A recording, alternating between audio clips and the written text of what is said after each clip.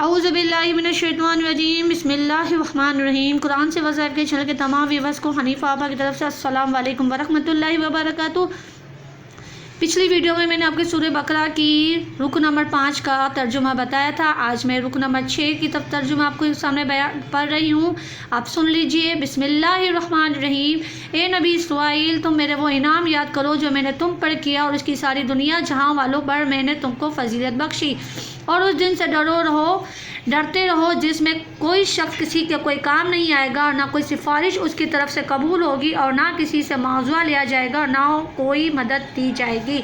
और जब हमने तुमको अहले फिरौन से निजात दिलाई जो तुमको ऐश पहुंचाने में लगे रहे थे, तुम्हारे बेटों को जर्ज कर डालते थे और तुम्हारी औरतों को ज़िंदा छोड़ देते थे, और इसमें तुम्हारे लिए बहुत बड़ा इम्तिहान था तुम्हारे रब की तरफ से। और जब हमने तुम्हें दरिया शौर को तुम्हारे सबब फाड़ दिया और फिर हमने तुमको डूबने से बचा लिया और फ़िरौन के लोगों को माए फ़िरौन के गर्क कर दिया और तुम उसी वक्त देख रहे थे। और जब हमने मूसा से 40 रात का वादा किया और फिर तुमने बछड़े को महबूब बना लिया, जब मूसा चले गए तो तुम ये जुल्म करने लगे, फिर भी हमने तुमसे दरगुजर कर दिया।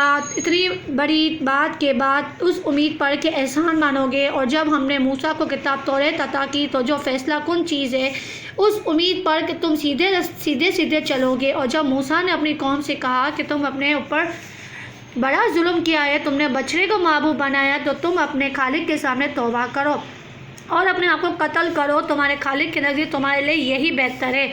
फिर वो मुतवज्जह हुए तुम पर, बिलाशुबा वो तौबा कबूल करने वाला निहायत मेहरबान है।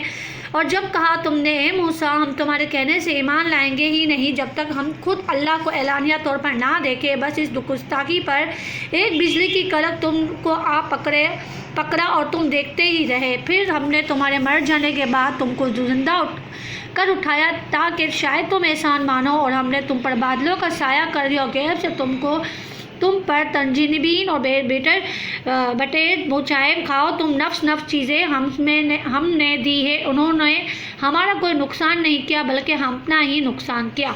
और जब हमने कहा इस बस्ती में दाखिल हो जाओ, फिर खाओ जहाँ से जी चाहो और कोई तकल्लुफ़ ना करो, और दरवाजे में सजदा करते हुए दाखिल हो जाओ, ज़बान से कहते जाओ तौबा है, हम बख्शेंगे तुम्हारे कसूर और ख़ताएँ, और अनकरीब हम नेकी करने वालों को और ज़्यादा देंगे। सो उन जालिमों ने एक और कलमा बदल डाला जो खिलाफ था इस कलमे के जिसके कहने की उनसे फरमाइश की गई थी। उस पर हमने उन जालिमों पर एक और आफत समय नाजिल की, इसी वजह से वो नाफरमानी क्या करते थे। और जब मूसा ने पानी की दुआ मांगी अपने कौम के वास्ते, इस पर हमने कहा तुम अपने अज़ा को पत्थर पर मारो, बस फ़ौरन ही इससे 12 चश्मे फूट निकले। हर गिरोह ने अपना चश्मा मालूम कर लिया, खाओ और पियो अल्लाह के रिज़्क़ से और फतना फसादो ज़मीन में ना फैलाओ। और जब तुमने कहा, ए मूसा, हम एक ही किस्म के खाने पर कभी भी कानात नहीं करेंगे, तो आप हमारे लिए अपने रब से दुआ करें कि वो हमारे लिए ऐसी चीज़ें पैदा करें जो ज़मीन में उगती हों, साग, कुकरी, गायों, मसूर, प्याज। मूसा ने कहा, क्या तुम आला दर्जे की चीज़ों के बदले में अदना दर्जे की चीज़ों को लेना चाहते हो? किसी शहर में चले जाओ, वहाँ तुमको वो चीज़ें मिल जाएंगी जब तुम तलब कर रहे हो। और उन पर ज़िल्लत और बस्ती जम गई और गज़ब इलाही के मुस्तहिक हो गए, और इसलिए हुआ ये लोग अल्लाह की आयतों को नहीं मानते थे और रसूल को नाक मार डालते थे। दूसरा सबब ये है कि ये अल्लाह और रसूल की अताअत नहीं करते थे और हद से आगे बढ़ जाने वाले थे। ये था सूरह बकरा की रुक नंबर 6 और 7 का तर्जुमा। वीडियो अच्छी लगी हो तो चैनल को सब्सक्राइब कीजिएगा, लाइक कीजिएगा, शेयर भी कीजिएगा ताकि और लोगों को ये मालूमात मिल सके। अस्सलाम वालेकुम वरहमतुल्लाहि वबरकातुहू।